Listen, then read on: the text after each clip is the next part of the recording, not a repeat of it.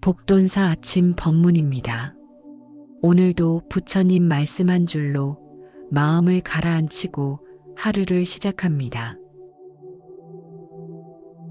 오늘 들으실 이 한마디가 자식을 바라보는 마음을 조금 다르게 열어줄지도 모릅니다. 그렇게 정성껏 키웠는데 왜 우리 아이만 유독 고생을 할까요? 시험도 남들처럼 보고 성실하게도 살았는데 왜 일은 풀리지 않고 사람 복도 없고 하는 일마다 자꾸만 꼬이는 걸까요? 이유를 알 수 없기에 더 속상하고 누구를 탓할 수 없기에 더 고요하게 아픕니다. 말은 하지 않아도 속은 끓고 있는 어머니들이 많습니다. 어제도 마음속으로 몇 번이고 되뇌었을지도 모릅니다. 왜 우리 애는, 왜 우리 집만? 오늘 복돈사 아침 법문은 그 물음에 조용히 귀 기울이며 시작합니다. 자식을 도와주고 싶은 마음이 너무 커서 가슴이 자꾸 조급해집니다. 대신 살아줄 수 있다면 그렇게 하고 싶지만 부모가 할 수 있는 일이 너무 없다는 사실이 더 큰 괴로움이 됩니다.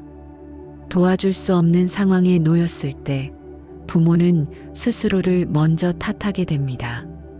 그때 더 챙겨줬어야 했나? 그 말을 하지 말았어야 했나? 후회가 밤잠을 깨우고 자기 탓이 아님을 알아도 마음이 놓이지 않습니다. 그러나 부처님께서는 자바암경에서 이렇게 말씀하셨습니다. 모든 중생은 스스로 지은 업을 따라 받습니다. 자식이 겪는 어려움은 그 자식이 지난 생에서 지은 원인과 지금 삶에서 반복하고 있는 습관의 결과일 수 있습니다. 부모로서 도와주고 싶고 대신 아파주고 싶지만 그 아이가 짊어진 인연은 결국 스스로 풀어야 할 매듭이기도 합니다. 수타니파타에는 이렇게 나옵니다. 사람은 자기 마음으로 세상을 만듭니다. 마음이 바르면 그 마음이 머무는 곳마다 바른 인연이 생기고 마음이 어지러우면 그 어지러움이 세상을 흐리게 만듭니다. 부모의 마음은 언제나 자식에게로 향합니다. 아무리 애써 외면하려 해도 자식이 아프면 마음이 덜컥 무너지고 자식이 우울하면 삶의 기운이 빠져나가는 듯합니다. 그것이 가족이라는 이름 아래 이어진 깊은 인연입니다. 하지만 부처님께서는 앙구따라 니까야에서 남의 고통을 대신 짊어질 수는 없다고 하셨습니다. 고통이 마음의 파문을 일으키더라도 그 마음에 끌려가서는 안 됩니다. 부모의 수행은 자식의 고통에 끌려가 울기보다 묵묵히 등을 쓸어주는 자리에서 시작됩니다. 한 어머니가 있었습니다. 자식이 오랫동안 실직 상태였고 마음의 병까지 앓고 있었지만 그 어머니는 매일 아침 물을 정화하듯 집 안공기를 맑게 하고 자식 방 앞에 연불 소리를 작게 흘려보냈습니다. 하루는 그 아들이 말했습니다. 이상하게 요즘은 마음이 덜 무겁다. 그 말 한마디에 어머니는 말없이 절을 올렸습니다. 그 절은 자식의 고통을 대신 가져가 달라는 절이 아니라 이 집에 다시 기운이 돌기를 바라는 절이었습니다. 그렇습니다. 자식의 길은 그 아이의 것이지만 부모는 그 길목에서 등을 비추는 등불이 될 수 있습니다. 마음을 맑게 하고 말소리를 낮추며 음식에 정성을 담아내는 일, 그 작은 실천 하나가 복이 됩니다. 그리고 그 복은 부모가 만든 업이 아니라 부모가 닦은 마음으로 자식에게 전해지는 향기입니다. 오늘 아침 내 마음이 너무 자식 쪽으로만 치우쳐 있지는 않은지, 자식 걱정이 자식 원망으로 바뀌고 있지는 않은지 조용히 돌아보시기를 권합니다. 마음이 바로 서야 인연도 바로 맺어집니다. 그 시작은 부모 마음의 평온함입니다. 삶이 고단한 자식을 바라보며 오래된 부처님 앞에 앉아 마음을 다잡은 또 다른 어머니의 이야기가 있습니다. 그 어머니는 새벽마다 자식의 이름을 한 글자씩 천천히 불렀습니다. 절에 나가는 날이면 초를 하나 더 켜고 염불을 할 줄 몰라서도 조용히 눈을 감고 부처님 얼굴을 떠올렸다고 합니다. 그 기도는 정해진 형식도 긴 주문도 없었습니다. 단지 아이가 덜 아프고 덜 외로웠으면 하는 마음을 담은 기도였습니다.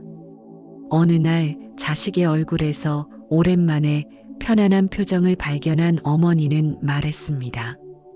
내가 바꾼 건 아무것도 없는데 내 마음이 바뀌니 애도 덜 괴로워 보이더라.